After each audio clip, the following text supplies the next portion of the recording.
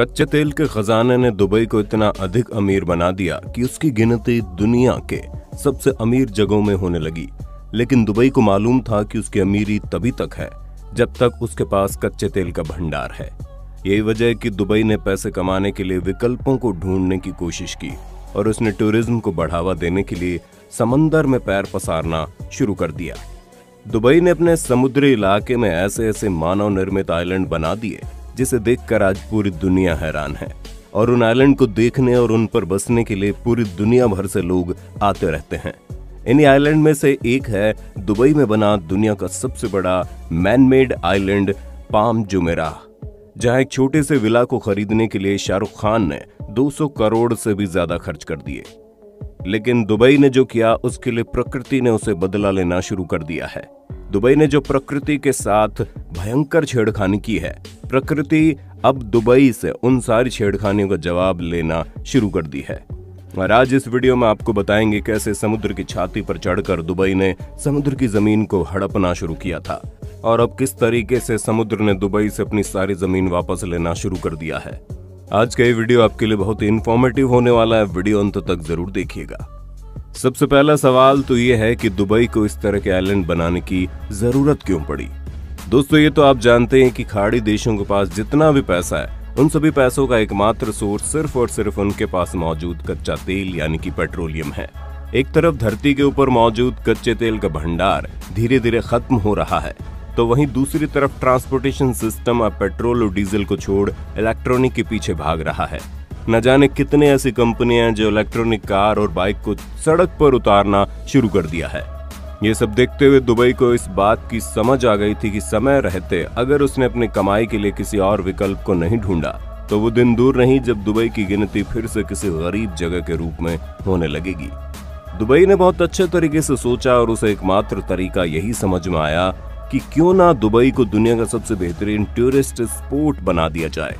एक ऐसी जगह जहां से पूरी दुनिया भर के लोग छुट्टियां मनाने या फिर घूमने के लिए आना पसंद करें। लेकिन दुबई के पास सिर्फ दो ही जगह थी, एक रेगिस्तानी और दूसरा समुद्री। दुबई ने पूरी दुनिया से अलग सोचते हुए रेगिस्तानी जमीन को छोड़कर अपने समुद्री इलाकों का इस्तेमाल करने का सोचा और 1990 के दशक में ही समुद्र के ऊपर मानव निर्मित आइलैंड बनाने की प्लानिंग कर ली। समुद्र की लहरों के बीच इंसानों के रहने के लिए किसी द्वीप को बनाना कोई छोटा मोटा काम नहीं था। इसके लिए दुनिया के सबसे बेहतरीन इंजीनियर्स की टीम को इस प्रोजेक्ट में शामिल किया गया। आपको जानकर हैरानी होगी कि समुद्र के बीचों बीच बने इतने भारी भरकम आइलैंड के नींव को मजबूत बनाने के लिए किसी भी तरह के स्टील या फिर कंक्रीट का इस्तेमाल नहीं किया गया है। इंजीनियर की टीम ने इस द्वीप का आधार रेत और चट्टानों के साथ बनाया है और ये वही चट्टानें हैं जो हमारे मध्य प्रदेश के छतरपुर में पाई जाती हैं, जिसे हम ग्रेनाइट के नाम से भी जानते हैं। दरअसल जब पाम जुमेराह को बनाने का फैसला लिया गया तब विशेषज्ञों ने भी ये कहा कि पाम आइलैंड की नींव के लिए ऐसे पत्थरों का उपयोग किया जाएगा जो पत्थर पानी में भी कभी खराब ना हो। जिसके बाद इंजीनियर्स ने पूरी दुनिया भर में ऐसे पत्थरों को ढूंढना शुरू कर दिया। दुनिया के कोने कोने से पत्थरों के सैंपल दुबई पहुंचने शुरू हो गए, लेकिन अधिकतर देशों से आए हुए चट्टानों और पत्थरों के सैंपल को फेल कर दिया गया। उनमें से कोई भी पत्थर ऐसा नहीं था जो सैकड़ों साल तक पानी की मार को झेल सके। जिसके बाद हिंदुस्तान के मध्य प्रदेश के छतरपुर जिले के पत्थरों के सैंपल को भी पाम आइलैंड के लिए दुबई में भेज दिया गया। आपको जानकर हैरानी होगी कि छतरपुर वाले पत्थरों को वहां के इंजीनियर ने पहले टेस्ट में ही पास कर दिया। जिसके बाद दुबई ने भारत से ग्रेनाइट पत्थरों को मंगवाना शुरू कर दिया। उसके तुरंत बाद छतरपुर में दुबई के उस भारी भरकम डिमांड को पूरा करने के लिए पत्थरों की कटाई शुरू हो गई और जब सभी पत्थर पूरी तरह से तैयार हो गए हैं तब उन पत्थरों को छतरपुर से सबसे पहले गुजरात में भेजा गया। उन पत्थरों का आकार 25 से 30 फीट था और हर एक पत्थर का वजन 35 से 40 टन का था। यही वजह है कि इतने अधिक मात्रा में पत्थरों को सिर्फ गुजरात तक पहुंचाने में ही 2 महीने से ज्यादा का वक्त लग गया था। जिसके बाद गुजरात के बंदरगाह से जहाज के द्वारा उन पत्थरों को दुबई तक पहुंचाया गया। जिसके बाद उन्हीं ग्रेनाइट के पत्थरों से पाम आइलैंड की नींव को रखा गया और पाम आइलैंड आज भी छतरपुर जिले से भेजे गए ग्रेनाइट के पत्थरों की नींव पर ही टिका हुआ है। जब पाम आइलैंड का नींव तैयार हो गया तब शुरू हुआ उसमें रेत भरने का सिलसिला। आपको जानकर हैरानी होगी कि दुबई खुद रेत के टीले पर बसा हुआ है। इसके बावजूद भी पाम आइलैंड को बनाने के लिए रेत को कहीं और से मंगवाया गया। इंजीनियर्स का कहना था कि दुबई में जो रेत मौजूद है वो पानी में घुल जाती है और इतने बड़े आइलैंड को दुबई में मौजूद रेत के द्वारा कभी भी पूरा नहीं किया जा सकता। जिसके बाद फारस की खाड़ी से रेत निकालने का फैसला किया गया और फिर 120 मिलियन क्यूबिक मीटर रेत को फारस की खाड़ी से बाहर निकाला गया। फारस की खाड़ी से रेत निकालने के बाद संयुक्त अरब अमीरात के हजारों पहाड़ों से 70 लाख टन से ज्यादा पहाड़ी चट्टानों को खोदकर निकाला गया। यानी कि 120 मिलियन क्यूबिक मीटर रेत और 70 लाख से भी ज्यादा चट्टानों को भरकर समुद्र के भीतर एक जमीन तैयार कर दी गई। आसान शब्दों में कहें तो ये चट्टानें और रेत इतना अधिक हो गया कि पूरी पृथ्वी की गोलाई पर 2 मीटर ऊंची दीवार 3 बार बनाई जा सकती है। इंजीनियर्स बताते हैं जब इस द्वीप का निर्माण शुरू हुआ तो सबसे पहले 11 किलोमीटर लंबा इसका चांद जैसा आउटर बनाया गया ताकि अंदर का पाम आइलैंड समुद्र की लहरों और तेज हवा को बर्दाश्त कर सके। और जब आइलैंड बनना शुरू हो गया तो इंजीनियर सैटेलाइट के द्वारा इसकी तस्वीरों को देखते थे कि आइलैंड ठीक से बन रहा है या फिर नहीं। वे सभी लगातार उस आइलैंड पर सैटेलाइट के द्वारा नजर रखते थे ताकि इस द्वीप के आगे वाले हिस्से का निर्माण सही से किया जा सके, क्योंकि अगर जरा सी भी गलती हो जाती तो उस गलती को सुधारना बहुत ज्यादा मुश्किल हो जाता।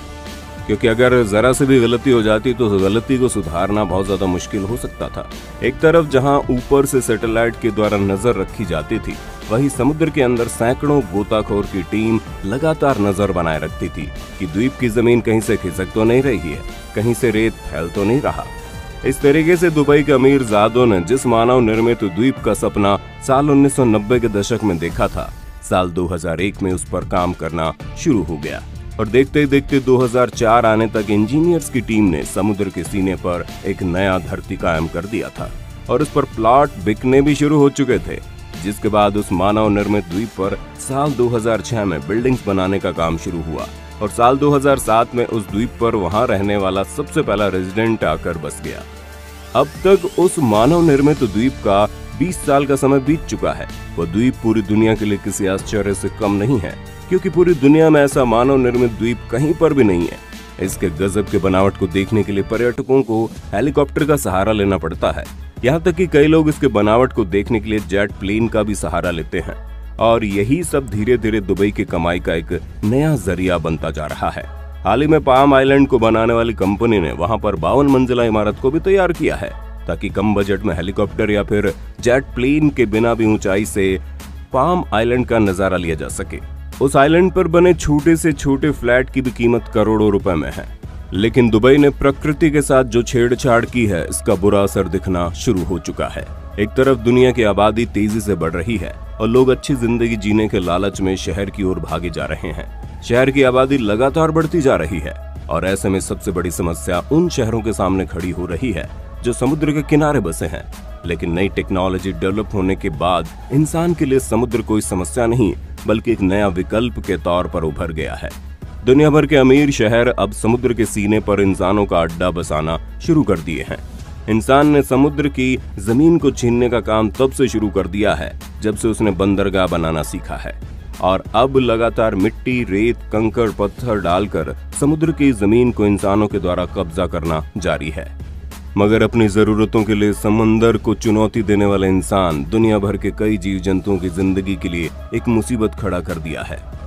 कई विशेषज्ञों का कहना है कि समंदर में इंसानों ने जब से दखल देना शुरू किया है, उसके बाद से कई समुद्री जीव विलुप्त होने के कगार पर पहुंच चुके हैं। यहाँ तक ऐसे जीव जंतु जो बहती हुई नदियों के मुहाने पर रहते थे, उनमें से कई जीव तो पूरे तरीके से गायब हो चुके हैं। इतना ही नहीं, खुद इंसान भी अपने इस गलती का खामियाजा भुगतने वाला है, क्योंकि मिट्टी और रेत डालकर समंदर की छाती पर जो जमीन तैयार की जा रही है, उसकी बुनियाद बहुत ही कमजोर है। उसमें इतनी ताकत नहीं है कि समंदर की तेज लहरों को ज्यादा समय तक बर्दाश्त कर पाए।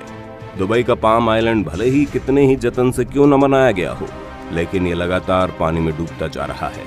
दुनिया भर के कई रिसर्च ऑर्गेनाइजेशन का कहना है कि पाम आइलैंड हर साल 0.2 इंच के दर से समुद्र में डूब रहा है और वहीं दूसरी तरफ इतने अधिक दबाव की वजह से जब भी कभी समंदर के अंदर की जमीन हिलेगी तो पता नहीं उस वक्त उन द्वीप पर बसने वाले इंसानों के साथ क्या होगा। दोस्तों, ये जानकारी आपको कैसी लगी और इंसानों के द्वारा समुद्र के ऊपर बनाए गए आइलैंड को लेकर आप क्या सोचते हैं? आप अपनी राय हमें कमेंट में बताना। हमारे चैनल को सब्सक्राइब करके बेल आइकन को ऑन करना बिल्कुल मत भूलना, क्योंकि the earth adventure in Hindi की टीम आपके लिए हर रोज ऐसी इंफॉर्मेटिव वीडियोस लाता रहता है।